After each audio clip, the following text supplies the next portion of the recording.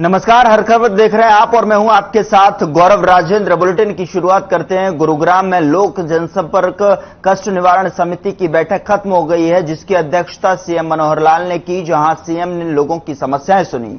इस दौरान एजेंडे में शामिल 19 मामलों पर सुनवाई हुई, जिनमें से 16 समस्याओं का समाधान सीएम ने मौके पर किया। साथ ही समिति सदस्यों की बात भी सुनी। इस दौरान सीएम ने कई मुद्दों पर अपनी बात रखी। आज 19 जो विधिवत फॉर्मली जिन ग्रीवेंसेस को रखा गया था और उसके अतिरिक्त भी बाद में मेंबर्स ने कुछ और विषय रखे, कुछ सुझाव रखे, कुछ नीतिगत बातें रखी, उसका भी हमने जवाब दिया। तो जो 19 थी उसमें से 16 का समाधान ये तुरंत किया गया है और 3 ऐसी हैं जो अगले बार की मीटिंग के लिए जिनको पेंडिंग रखा गया है, उसमें अभी निर्णय पूरे नहीं हुए हैं। एक शिकायत आई थी कि ग्रुप डी, सेंट्रल गवर्नमेंट में ग्रुप डी की नौकरी के लिए किसी एक व्यक्ति से दूसरे व्यक्ति ने पैसे ऐंठे और 3.5 लाख रुपए लेने का आरोप लगा और बाद में पुलिस ने उसको थोड़ा इधर उधर दाएं बाएं आनाकानी करके उस केस को खत्म करने की कोशिश की है, लेकिन उसको पहचान लिया गया और हमने उस एसएचओ को, जो उस समय का एसएचओ था, उसको सस्पेंड कर दिया है। और वहां पर जो डिप्टी डीए जिसने गलत सलाह दी पुलिस को, डिप्टी डीए के खिलाफ भी कार्रवाई की जाएगी और इस प्रकार से वो जो केस है जिसको रफा दफा किया जा रहा था उसको एक प्रकार से उसकी छानबीन करेंगे और छानबीन करने के बाद जिस व्यक्ति ने पैसे लिए हैं उसके खिलाफ कार्रवाई करेंगे। एक नया कार्यक्रम शुरू किया है, मार्किंग फॉर पार्किंग, ताकि जितने भी खाली मैदान हैं जहां लोग पार्किंग करते हैं स्कूटर की, गाड़ियों की, अभी हैफाजर्डली कहीं खड़ी कर देते हैं और कई बार ऐसे जो रास्ते हैं उनके आगे पार्किंग हो जाती है, पीछे मैदान खुले रहते हैं और सड़क पर ही भीड़भाड़ होती है। अब मार्किंग फॉर पार्किंग में 15,000 स्थानों की मार्किंग की जाएगी ताकि लोग निश्चित स्थान पर ही गाड़ी खड़ी करें, फिर उसके कारण से बहुत सी समस्याएं ये हल हो जाएंगी। दूसरा, काकरोला गांव में आईएमटी मानेसर का जो रास्ता है जिसको बांध के कारण से बंद किया गया है, वहां पानी आता था तो जिस कारण से बांध लगा दिया गया, फिर रास्ता ही बंद हुआ। उस रास्ते को बांध के ऊपर से दोनों तरफ स्लोप बना करके दोबारा से बनाया जाए ताकि काकरोला गांव के लोगों को और उस बांध को पार करने में सुविधा हो जाएगी।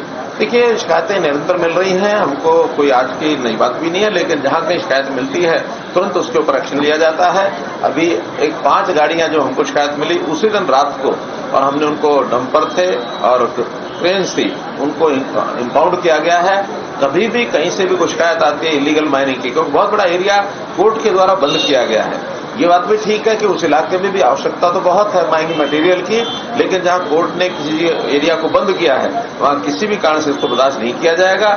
इलीगल माइनिंग कोई दिन में करे, रात में करे, उसको हर कीमत पर रोका जाएगा। जहां तक टीचर्स का विषय है, जितने टीचर पहले थे आज भी उतने ही हैं, लेकिन उसमें जो अंतर था कि कई बार टीचर प्यूपल रेशो, कहीं कहीं तो बच्चे कम हैं, अध्यापक ज्यादा हैं, कहीं अध्यापक कम है तो बच्चे ज्यादा है, इन रेशो। तो उस नाते से उसको रैशनलाइज किया गया है और रैशनलाइज करने के बाद स्वाभाविक है जहां ज्यादा बच्चे हैं, टीचर कम है, तो ज्यादा टीचर वाले स्कूलों में से कुछ निकाल के उधर भेजे हैं। अब उसकी रेशो एक जैसी रहे सब्जेक्ट वाइज और प्राइमरी में क्लास वाइज, क्योंकि प्राइमरी तो सब अध्यापक जो है सब बच्चों को पढ़ाते हैं, लेकिन इसके ऊपर पीजीटी टीजीटी उनका सब्जेक्ट वाइज वितरण होता है। लेकिन कोर्ट के निर्णय के कारण से पहले फेज में जब टीजीटी पीजीटी को दिया गया है उस समय थोड़ा सा ये आकार मची कि हमारे स्कूलों में तो अध्यापक कम हो गए। अब उस समय तक 8,000 टीचर जो गेस्ट टीचर्स थे उनका ट्रांसफर भी होना शेष था, वो भी सूची में आए नहीं थे। पहले पीजीटी टीजीटी टीचर्स के ट्रांसफर होने के बाद अब 8,000 जो बाकी हैं वो आज सायंकाल तक, रात तक नहीं तो कल सायंकाल तक वो 8,000 टीचर्स वो भी प्लेसमेंट मिल जाएगी और सब ट्रांसफर कंप्लीट हो जाएंगे। देखिए, घटनाएं नहीं होनी चाहिए, सब दुखद है, लेकिन आपको पता है कि पुलिस का काम है कि दोषी को जल्दी पकड़ना। कोई भी हत्या होती है उसमें कोई दोषी छूटता नहीं है। अगर ये रोडवेज के केस की बात करें तो ब्लाइंड एकदम था, लोग भाग चुके थे, निकल चुके थे और पुलिस ने अपनी छानबीन करने के बाद दिल्ली से रात को एक गाड़ी जिसके साथ ये एक्सीडेंट हुआ था, जिसमें वो सवार थे जिन्होंने हत्या की थी, उस गाड़ी के टक्कर मार करके उसको रात को करमपुरा से, और एक लड़की जो उसमें थी उसकी निशानदेही मिली, उसको पकड़ा। बाकी 3 लोगों की भी जानकारियां मिल गई हैं, वो भागे हुए हैं, लेकिन क्योंकि जब पहचान हो गई है तो इसलिए कोई छूटेगा नहीं। जैसे ही पुलिस के काबू में आएंगे सबको दंडित किया जाए। देखिए, हमने भी कहा है कि सीबीआई की मांग होनी चाहिए, क्योंकि वो सरकार, हरियाणा सरकार का विषय नहीं है, गोवा का विषय है। हमने वहां पर लिखित में भेज दिया है और हमारे होम डिपार्टमेंट भी लिखा है, मैंने भी पत्र लिखा कि इसकी जो सीबीआई जांच होनी चाहिए। अब गोवा पुलिस जो कि सारी छानबीन अपने आप पूरी करके, उनका कहना है कि हम एक बार जांच पूरी कर लें, जांच पूरी करने के बाद भी परिवार को तसल्ली नहीं होगी तो निश्चित रूप से सीबीआई को देंगे। हाँ, उस जांच में अगर इतना सब निकल आया कि परिवार के लोगों की संतुष्टि होगी तो फिर परिवार संतुष्ट होगा। कोई जाति सरकार की नहीं है, क्योंकि ये 2010 से, शायद 9 से या 10 से केस चल रहा है, कोर्ट तक चला गया केस, और कोर्ट में, सुप्रीम कोर्ट के निर्णय के बाद अब चूंकि वो एक्वायर करने का निर्णय है, वो एक्वायर कर लिया गया है। इतना ही अब भेद रह गया है कि रेट जो कि 2010 के वो बहुत कम थे, और उन पर हमें भी लगता है कि आज के समय में उनको उसका और लाभ मिलना चाहिए।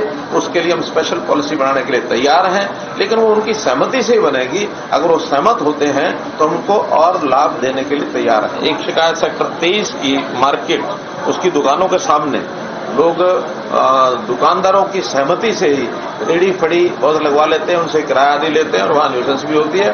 और सेक्टर वासियों की ये शिकायत थी, तो हमने उनको कहा कि अब हालांकि वो हटा दी गई हैं सारी रेडियां, लेकिन अब आगे से उन दुकानदारों को ही जिम्मेदार ठहराएंगे कि किसी के दुकान के सामने, उसके आगे रेडी फड़ी इस प्रकार की कोई नहीं लगेगी, ताकि लोगों को पार्किंग, लोगों को आना जाना वो बाधित न हो। ये कार्रवाई की है। उधर हरियाणा के बिजली मंत्री रणजीत सिंह चौटाला होडल पहुंचे और गौतोड़ा गांव में लोगों की जन समस्या को सुना। इस दौरान बिजली मंत्री ने कहा कि पीएम मोदी के नेतृत्व में हमारे देश में विश्व पटल पर अपनी अमिट पहचान बनाई है। बीजेपी सरकार की नीतियों के कारण देश की अर्थव्यवस्था में सुधार हुआ है। साथ ही उन्होंने कहा कि प्रदेश सरकार की तरफ से बिजली डिफॉल्टर उपभोक्ताओं को राहत देते हुए बिजली सरचार्ज माफी योजना 2022 की घोषणा की गई है, जिसके तहत ऐसे उपभोक्ता अपनी बकाया मूल राशि का भुगतान एक मुश्त या 3 किस्तों में कर सकते हैं। इस योजना के तहत न सिर्फ बिल उपभोक्ताओं को सरचार्ज से छुटकारा मिलेगा, बल्कि मूल राशि पर भी 5% की छूट दी जाएगी।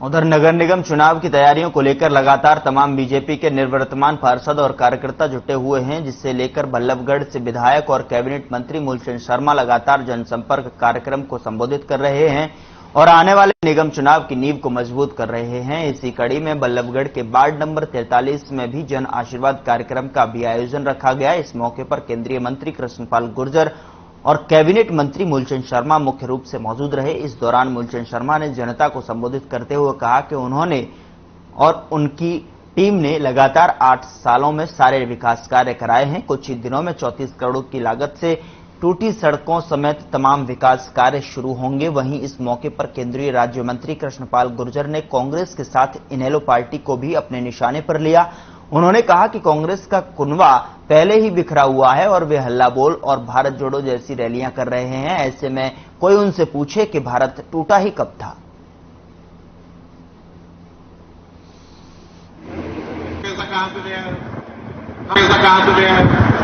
हम 34 करोड़ के काम चालू करने जा रहे हैं।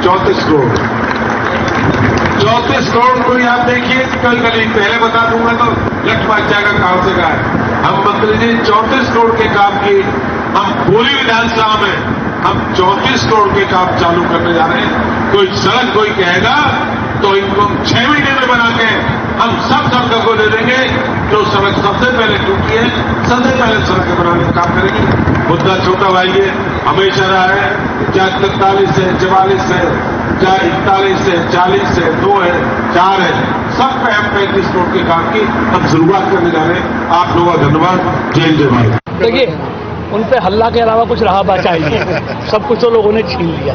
ले देकर 2 राज्य हैं, वो भी अगले चुनाव में बहुत जल्दी नवंबर तक छिन जाएंगे। तो इसलिए उनके पास आज मजबूत नेतृत्व नहीं है।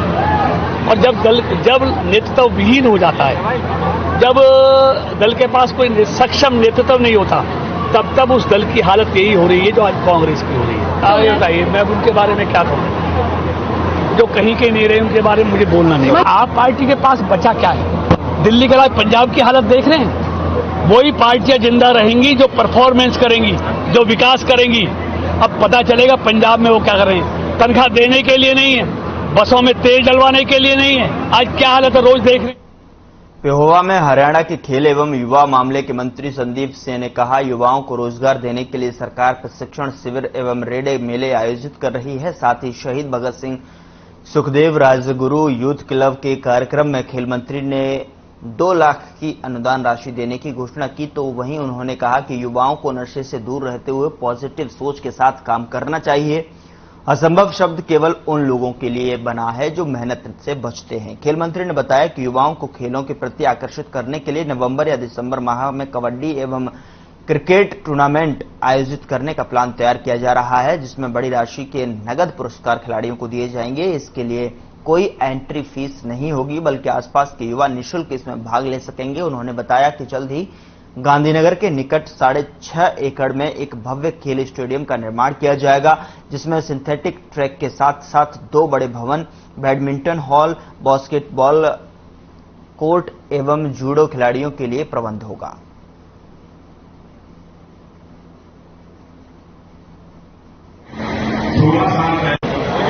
मेले होते हैं, उस मेले के अंदर जो युवा साथियों के लिए क्या क्या ऐसे प्रोजेक्ट हैं जो अपने पांव पे खड़े हो सके, वो अपने पांव पे खड़े होके अपने परिवार के लिए रोजी रोटी रोजगार जो है वो आगे बढ़ा सके।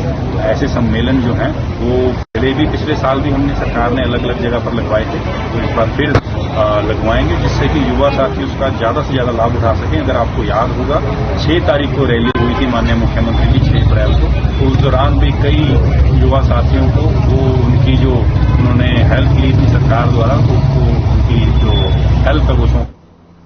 उधर हरियाणा के पूर्व मुख्यमंत्री भूपेंद्र सिंह हुड्डा ने महेंद्रगढ़ जिले के गांव मिर्जापुर बाछौद की रहने वाली नीट टॉपर तनिष्का यादव को बधाई दी। तनिष्का की उपलब्धि पर भूपेंद्र सिंह हुड्डा ने उनके परिवारजनों को फोन कर बधाई दी। हुड्डा ने कहा कि तनिष्का यादव ने नीट की परीक्षा में पूरे देश में पहला स्थान हासिल किया है और प्रदेश का नाम भी रोशन किया है, और उनकी शानदार उपलब्धि ने देश भर में बेटियों को प्रेरणा दी है।